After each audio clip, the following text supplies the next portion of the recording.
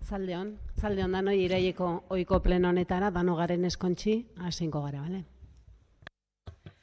Bai, gai-zerrendarekin hasi baino lehen, kontu ematen dizuet, Gorka Artolak idatzi bat aurkeztu dola, adieraziz aitatasun baimenarekin dagoen bitartean, plenoan da beste organo kolegiatuetan eduki dezaken boto eskubidea, Ainhoa Leterengan delegatzen dola. Orduan, plenoan Ainhoak bi boto edukiko lituzke.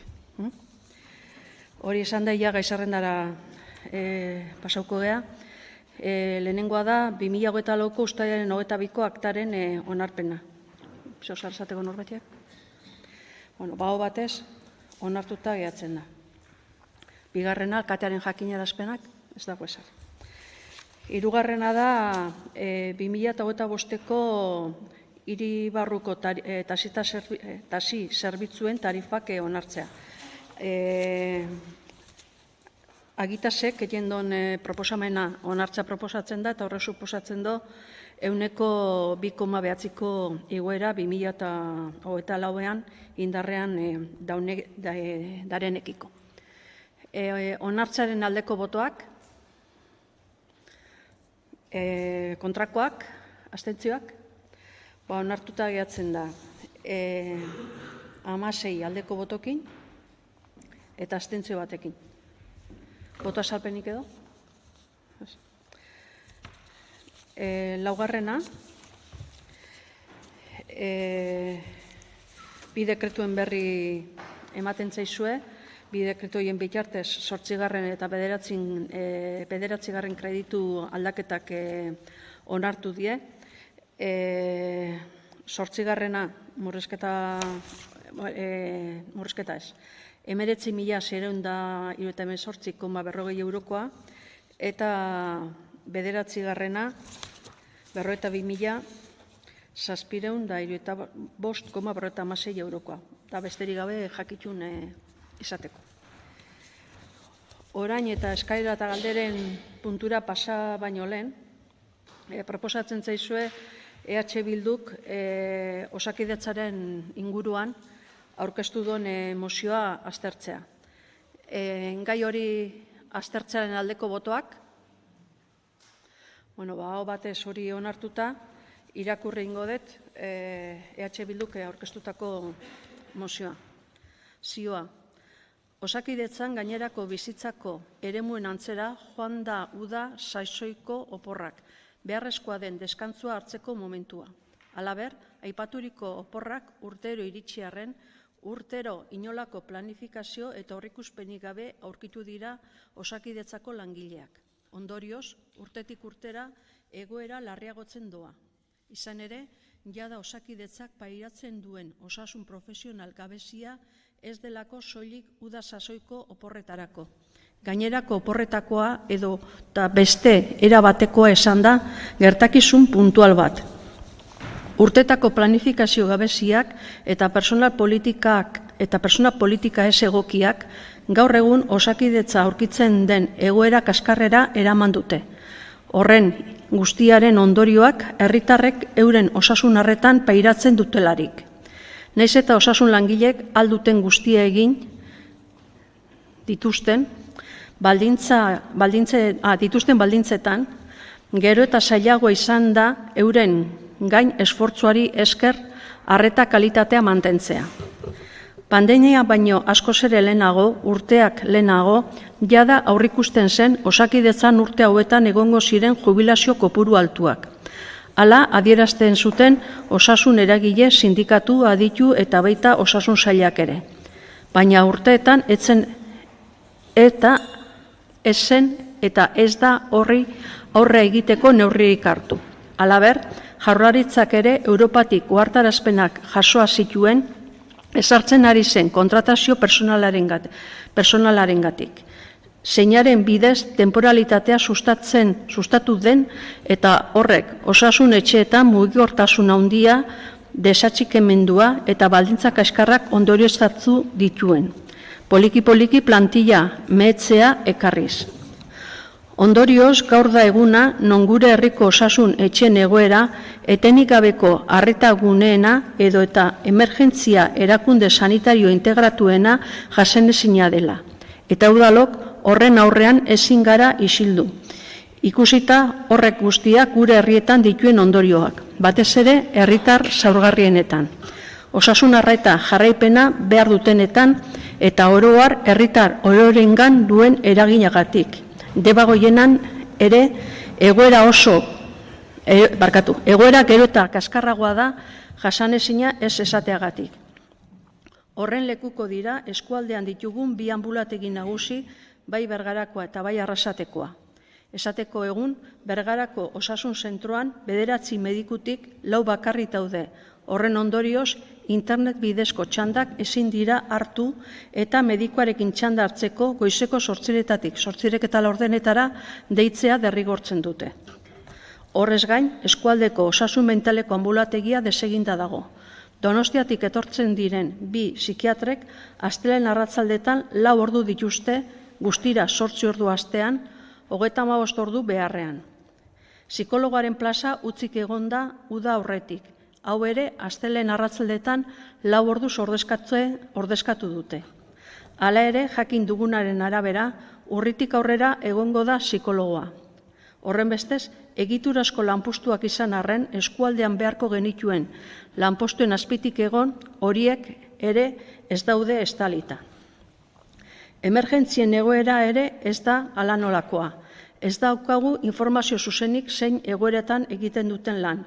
Jakin badakigu, medikalizatuta egon beharko luketen ambulantziak mediku barik egon direla lanean. Hori guztia sare sozialen bidez jakin dugu. Hala, ekaina eta uztailean 30 txanda baino gehiago egon ziren mediku gabe. Horietatik batzuk Oñatiko ambulantziari dagokionak direlarik. Egun horietarako batzuk eskualdeko herri batzuetako jaiekin koinziditu dute, eta beste egun batzuetan Gipuzkoa osoan soilik ambulantzia medikalizatu bakarra egonda. Ondorioz, arestian aipaturiko arrazoiengatik eta egoeragatik, Bergarako udalak ondorengo mozioa onartzen du eta bere ondorioetarako osasun sailera igorriko du. 1. Bergarako udalak eskatzen dio osasun sailari, herritarrei kalitatezko arreta ziurtatzeko Bergarako osasun etxe eta etenik gabeko arretagunetako ordutegi eta txanda guztietan beharrezkoak diren espezialitate eta kategoria guztietako osasun profesionalak ezar ditzala, baita medikuak ere. Horretarako, has dadila, pertsona politika eraldatzen eta Osakidetzako mahai sektorialean adosten epe motz, ertain eta luzera begirako neurriak osasun langileen ordezkariekin. Eta urgentziaz ordezka ditzala Bergarako osasun zentroko 9 medikuetatik falta diren 5 medikuak. 2. Bergarako udalak eskatzen dio Osakidetzari, Debagoieneko esirako urrengo opor sasoiei begira kontingentzia plan propioa definitu eta adostu dezala bertako osasun langileekin. 3. Bergarako udalak eskatzen die, osasun sailari eta Osakidetzari, osasun etxetako zein udalerriko zerbitzuetako ateetan eta iragarki tauletan, osasun zerbitzuetan izango den ordutegia eta egongo diren zerbitzuak gardentasunez azaltzeaz gain, komunikabideen bidez ere aurrez herritarrei jakinaraztea. Horrela, herritarrek momentu oro jakin dezaten nora jo izan dezaketen gaixotasun edota larritasunaren arabera. 4. Bergarako udalak eskatzen die, osasun sailari eta Osakidetzari, emergentziak ezi atera dezatela dimensionamendu azpitik eta behar dituen kategoria guztietako langileak ezar ditzala bai herrialde bakoitzeko koordinazio zentroetan, bai eta ambulantzietan. 5. Bergarako udalak eskatzen die, osasun sailari eta Osakidetzari, Debagoieneko osasun mentaleko ambulategian bete ditzala premiaz utzik dagoen psikiatra lanpostua. Halaber, eskualdean herritarren artean dauden beharrak ikusita, psikologiako lanpostu gehiago ezarri eta bete ditzala. Besteak beste, maila komunitarioan ere osasun mentaleko sustapen, zaintza eta prebentzioa garatzeko. Zer adierazten duzu, boskatu ingo dugu. Bai. Mozio onartzearen aldeko botoak, kontrakoak, barkatu, abstentzioak, bale. Onartuta gehatzen da, 10 aldeko botokin, 6 aurka eta abstentzio batekin. Boto azalpenik?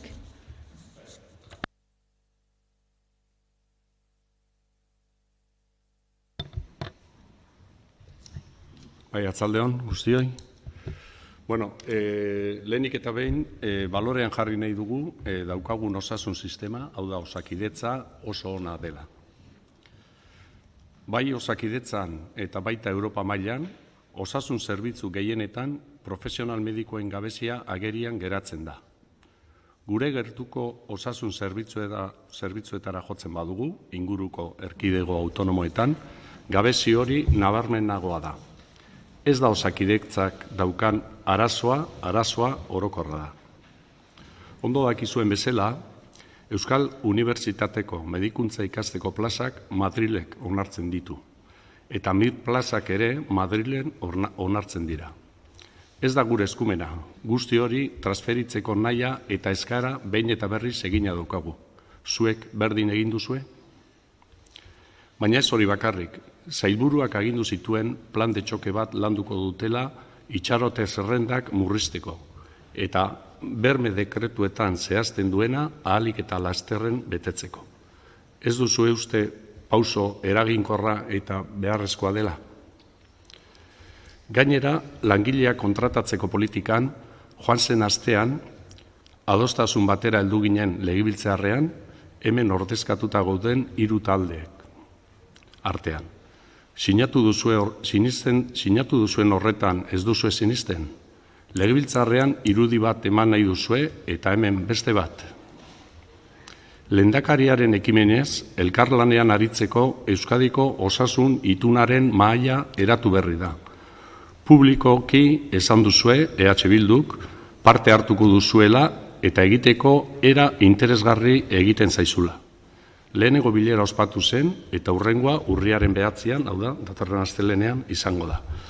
Mahaian lanean ari dira eta gure ustez zaindu eta errespetatu behar da egiten ari diren lan hori.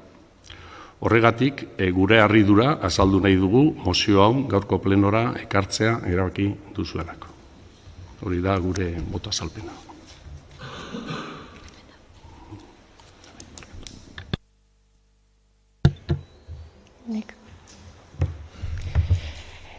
Aipatu duzun bezala, Osakidetzaren egoera ikusita maila desberdinetako neurriak hartu behar dira. Eta zuk aipatu dituzu batzuk. Beharrezkoa dialako neurriak hartzea eta esatu berriro maila desberdinetan. Eta azkenengoa izan da ostegun honetako akordioa legebiltzarrekoa. Eta horrek erakusten dano daukagun borondatea egoera honetatik irtetzeko edo irtenbideak topatzeko. Baina Bailarako egoera benetan da kezkagarria. Eta gu dauzkagun datua pentsatzen dugu benetan larriak diela. Eta ia gure Bailarako herritarren osasuna ez da benetan arriskuan egongo. Eta hori da azpimarratzea nahi ginuana. Osteguneko bezalako akordioek eskatzen dabe lanketa bat edo pentsatzen dugu neurri batzuk etorriko dioela epe ertain batera. Horrelako lanketa bat eskatzen debelako eta diseinatu biadian neurriak horrelako denbora bat eskatzen debelako. Ondo pentsau bia da, alternatibak ondo aztertu biadia eta tentuz hartu biadia erabaki horrek. Baina gure zerbitzuako momentuan Bailarakoek ez daki denbora hori deuken eta benetan pentsatzen dugu urgentziasko neurriak hartu biadiela. Eta hori izan mozionen bitxartez mahai gainean jartzean egin nuana.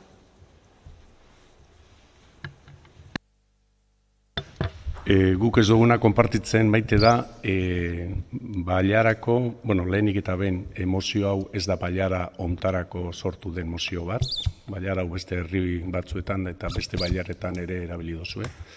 Baina arriskutsua, ez dut uste egia denik, edo ni bentzet ez dut siniste, eta ez dakizu sinisten duzun, nolabait arriskuan ote dagoen bailaran gure osasun sistema edo gutako bakoitzaren beharrak izan dezakegunak osasun mailan, ezta? Ez dut uste. Esan duzun bezala, mahai horrek eukiko dau bere edapena, espero dezagun fruituak ematea, momentuz danok, bai alderdi politikoak, bai beste eragile guztiak, osasun munduan mugitzen dinak, hortarako bide ematen dau, aurrera bide egingo diela, baina eske arazoa hor planifikazioak eta etorriko die hortan aditua diena dakitenak eman beharreko pausuak, baina eske lehen esan dugun bezala dagoen arazo, benetako arazo da profesional falta. Orduan, profesional falta hori berehala betetzea falta badagoenean, baldin badukazu zuek errezeta, mahai horretan edo ipini eta igual dago konponbidea, baina esan dugu, ez dela bakarrik gure erkidegoan edo Euskadi mailan, baizik eta da arazo orokor bat, eta profesional falta hori da arazo handiena. Baita ere hartu dira neurria konkreto batzuk, ordu estrekin eta pixka profesionalak eta ja profesional batzu inplikau dira, hartzen ari dira aldien neurriak. Baina garbi dagona da, gabezi baten aurrean berehalako neurri guztiak eta ezin lekela. Baina guk bai balorean ipintzen nahi duguna da, Osakidetza sistema sendo badala, 40 urtean zehar, herri honetan osatu dan sistema, ez dago konparatzerik besterik, beste erkidego, ero beste leku batzutan daen osasun sistemekin, eta pentsatze jat, ez dala bidezkoa esatea arriskuan ote dagoen gutako osasuna. Besterik gabe. Nik gauzatxo bat aipatu nahiko nuke, eta Maitek esan daben moduan sortu den landmarkoaren emaitzak espero dut danondako baliogarriak izatea, bai. Nahiko ginuke Osakidetza sendo bat eukitzia, baina egisa da azkenengo urtetan nabari-nabarisa izan dela, gure diskursoetatik aparte, nabari-nabarisa izan dela gainbera. Eta urtengo udan egon die gertaera larri batzuk gure baiaran. Larrixak izan dienak, nik konkretuki ambulantzien inguruan ezagutu ditzudan egoera batzuk. Gipuzkoa danean ambulantzia medikalizau batekin funtzionatziak ekarri alditzun ondorixuak eta arriskuan jartzen die batzutan bai bizitzak. Eta dana dela, Maitek esan daren moduan, espero deigun mai horrek emaitzak emotia, onbidean danok jartzia, hortarako apostu egin dabe 3 alderdixek, eta horren esperantzan geratuko gabai.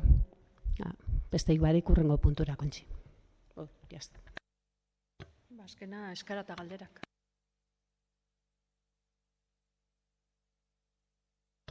Honekin bukatutzaten moingo dugu, datorren hilar arte orduan. Ondo segidanok.